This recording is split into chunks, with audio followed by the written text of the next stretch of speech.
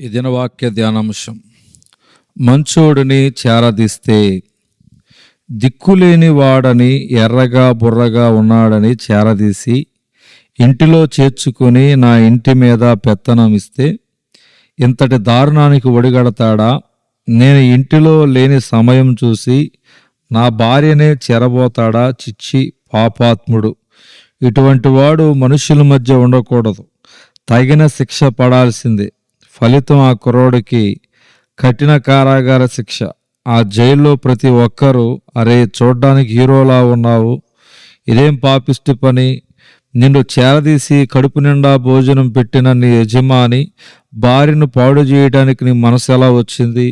నువ్వు మనిషివేనా అని ఆ కుర్రోడిని నిర్దాక్షిణ్యంగా నిలదీసి నిందించుండవచ్చు. ఈ నిందలకు అపనిందలకు ఆ కుర్రవాడు మౌనమే సమాధానము, సంజాయిషి ఇచ్చుకోవడానికి, తను ఏ పాపం చేయలేదని నిరూపించుకోవడానికి ప్రయత్నం చేయలేదు. తనకు తెలిసిందల్లా ఒకటే, తాను ఏ పాపము చేయలేదు. రెండవదిగా అతనికి యెహోవా తోడుగా ఉన్నాడు. కొన్నాళ్ళు ఆ శిక్ష భరించక, అవమానాలు సహించక తప్పలేదు. కానీ నిర్దాక్షిణ్యంగా తన బిడ్డలు నిందించబడుతూ ఉంటే, శోధించబడుతూ ఉంటే, శ్రమల పాలై అల్లాడిపోతూ ఉంటే చూస్తూ ఊరుకుండేవాడు కాదు. మన దేవుడు నిర్ణయకాలం రానే వచ్చింది. ఫరో దగ్గర నుండి యోసేపు కబురొచ్చింది.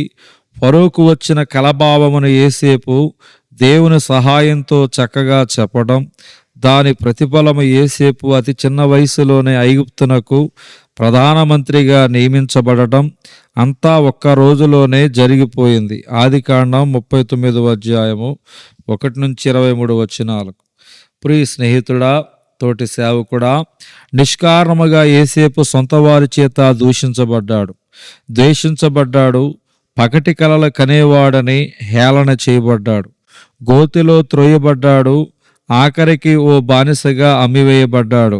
పోతీఫరు ఇంటిలో బహు నమ్మకముగా జీవిస్తూ ఉంటే పోతీఫరు భార్య యోసేపు మీద కన్నువేసి మాటిమాటికి యోసేపును విసిగిస్తూ తనతో పాపము చేయమని బలవంతముగా చేసినప్పటికయ్యా, ఇంతటి ఘోరమైన దుష్కార్యమును నా దేవుని ఎదుట ఎలాగూ చేయగలను?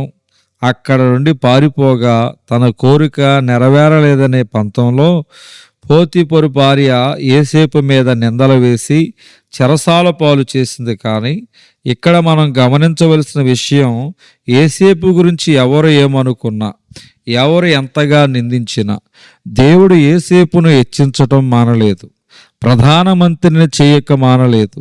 స్నేహితుడా, ఈరోజు నీ చుట్టూ ఉన్నవారు, నీ సంఘం వారు, సంఘ పెద్దలు, నీ ఇంటివారు, పొరుగింటివారు, నిన్నటివారు, బహు అప్యాయంగా ఉన్న స్నేహితులు నేడు నిన్ను నిష్కారణంగా నిందిస్తూ, నీ మీద చాడీలు చెబుతూ, నీ గురించి చెడుగా ప్రచారం చేస్తూ ఉంటే, అయ్యో నా సేవ ఏమైపోతుందో, నా జీవితం, నా సాక్ష్యం ఏమైపోతుందని భయంతో నువ్వు దేవుని సన్నిధిలో కన్నీరు మున్నీరు కావడం దేవుడు చూస్తూనే ఉన్నాడు.